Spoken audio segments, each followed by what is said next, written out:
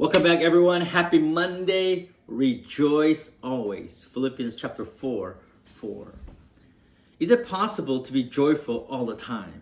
Don't you get this sense that joy doesn't always feel possible?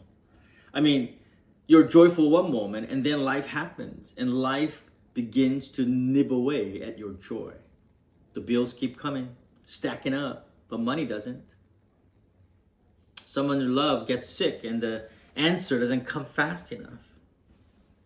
And you're standing by the hospital bed and suddenly all these verses about rejoicing feel so far away. Or maybe you're thinking those verses, they're written for somebody else, not me. My life is just horrible right now. See, it's easier to think that joy belongs to people who live a holier life or better life. But it can't be for you or it can't be for me. You got too much stuff happening in your life. But then Paul says something amazing that we can't ignore here. In Philippians 4:4, he says, rejoice in the Lord always. And I'll say it again, rejoice. Remember, he's sitting in prison, not some Waikiki beach in Hawaii. He is not in beach basking under the sun with his feet in the waters, telling us, hey, you rejoice always. No. He's chained up, locked up in a cold dungeon, forgotten by many, and yet he writes about joy as if it's something he can still hold on to. And on top of that, he's not making a suggestion here. Go read it again. It's not about personality trait. He commands it. He says, rejoice. And just in case we forget, he repeats it. Rejoice always. Paul doesn't say rejoice when things work out. That's what we want. He doesn't say rejoice once the pain is over. No, he says rejoice how often? Always. But the words that matter the most in that verse are these. In the Lord.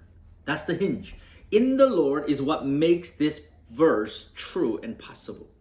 He's not telling us to be happy about our problems. He's saying that our joy doesn't have to rise and fall with what's happening around us, because it's not rooted in the happening and circumstances. It's rooted in Jesus, not in the happenstances around us. Jesus doesn't change when the diagnosis gets worse. He doesn't leave when job falls through. He doesn't stop being good because life gets hard. Of course not. And if that's true about Jesus, and it is, then joy can still be yours, even when everything else crumbles and fractures. See, we forget that, especially when we're grieving, when we're going through some tough times, especially when the pressure is high. But the biblical joy isn't faking it until you make it. It's not slapping on a smile with your worlds while your world is falling apart. It's not plastering everything is good face when it isn't. Joy is something Jesus is seeing Jesus more clearly than the chaos.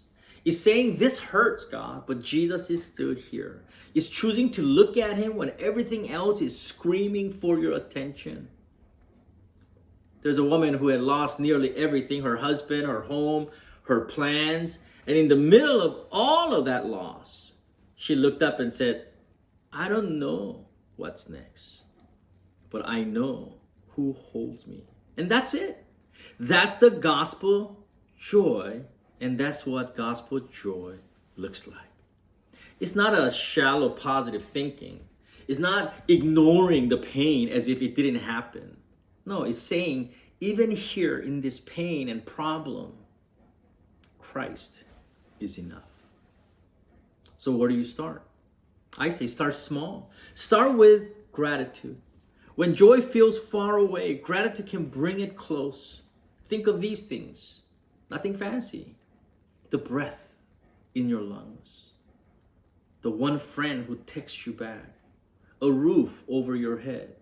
A hike that you've had recently, a warm cup of coffee, a quiet walk. Let those little things remind you and point you to the one who hasn't walked out on you. And tomorrow, before the day comes rushing in, just whisper, Jesus, I choose joy again in you. Because joy isn't always a feeling. A lot of times it's a decision, a quiet, stubborn act of trust and faith.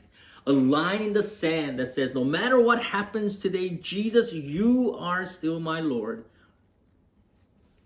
And you acknowledge that he's still holding you. And here's a challenge. You set the tone.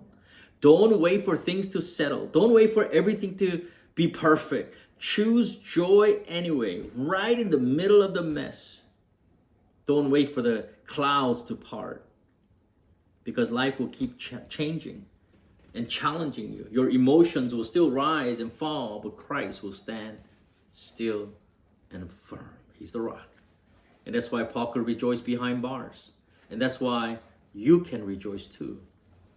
Even maybe with tears in your eyes. Even when prayers that haven't been answered stacks up. Rejoice in the Lord always. I will say it again, rejoice. Philippians chapter 4:4. Say that again, even if you don't feel like it. Because joy is still available. Not because life is easy, but because Jesus is still the Lord. And he's not letting you go, my brother, my sister. Amen? I pray that blessed you. Click that like button so others can join us. If you want these videos right away, subscribe. Again, God bless you, and I'll see you in a few days.